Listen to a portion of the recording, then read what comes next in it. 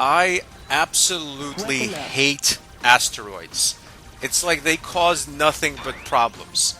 What killed the dinosaurs? A giant asteroid.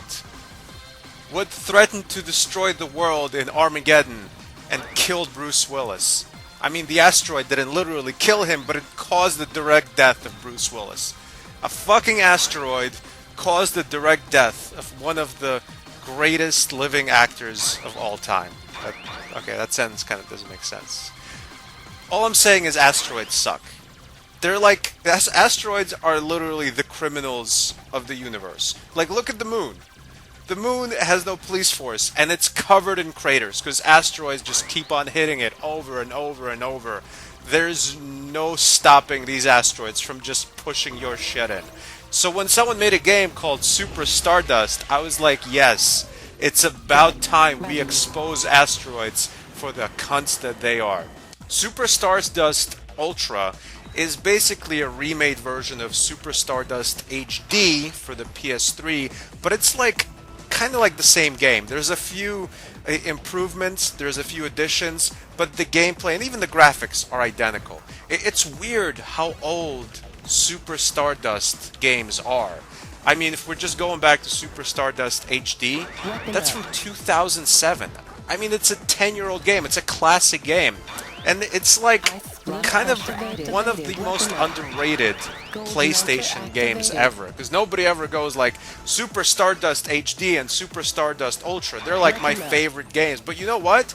In terms of like casual, trigger-fast games of this type, they probably are some of my favorite games. I love playing Super Stardust games. I've never played the actual original one, Super Stardust for, I think, the Amiga, which came out in the mid-1990s, I think, 1994. Check out some gameplay of that on YouTube if you want. It kind of looks like this. It looks like a claymation version of this gameplay, if that makes any sense.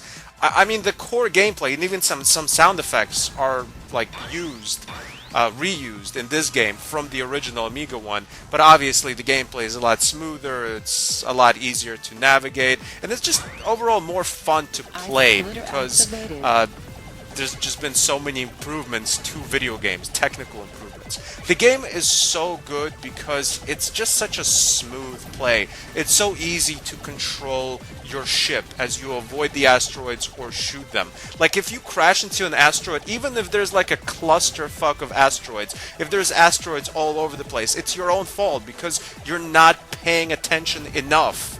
I mean, you might be paying attention. It's easy to die because the game does get difficult if you don't have really good timing and reflexes, but it's still your own fault. It's never going to be because the game was laggy or because something screwed up in the actual game mechanics. How long you survive in Super Stardust Ultra is always in the hands of the player. And to survive, you don't just move around. Obviously, you can shoot the asteroids and other things that kind of fly down and try to kill you. Or you can like zoom out of the way, like you press your thrusters and you just fly out of the way. This kind of gets you out of sticky situations, and it's also really helpful because you can fly through asteroids when you're like zooming. So you're pretty much invincible for those 1 or 2 seconds that you're zooming to a different location. Another thing you can do aside from like flying out of a sticky situation, shooting and moving, is using the bomb, which pretty much explodes everything in a radius around you. These are both very useful things to avoid the asteroids. But the most useful is, of course, shooting in all sorts of directions.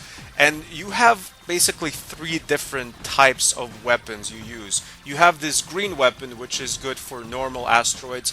You have this fire weapon, which is a flamethrower, and that's good for like golden asteroids. And then you have the ice weapon, which is obviously good for like frozen, icy asteroids. I mean, you can use the different weapons on asteroids that don't fit what the weapon is made for, but it's not going to do as much damage. The point of Super Stardust Ultra isn't actually to avoid the asteroids, it's to destroy as many as you can and then get through the various stages in every single planet until you get to the boss encounter. Most of the time when you're shooting robotic enemies, the best weapon to use, especially in close range, is the flamethrower fire weapon, but some robotic enemies will also be destroyed fairly quickly with the ice weapon, and you'll know these because they're going to be ice colored, basically. Ultra has just smooth controls and a ton of really high octane gameplay. It's simple gameplay, there's no story, there's no crazy complicated missions, there's no point and click adventure aspects where you're trying to figure out what you need to use on another thing that you need to find. There's nothing complicated about this game. It's casual, but it is very much high octane, and it's one of those games you can just sit back and play. Sometimes that's the best kind of gameplay. Sometimes you don't want a story. You don't want to get enthralled in the game. You don't want to jump into a game world. Sometimes you did a 16-hour shift at Burger King as an assistant janitor and you're beat and you just want to kick back and play something that's simple and doesn't make you think. And this is that type of game. It's one of the most fun casual games you can play. I mean, right up there with Plants vs. Zombies. I totally recommend it. Thanks for watching. Subscribe for more game reviews. Goodbye, my friends.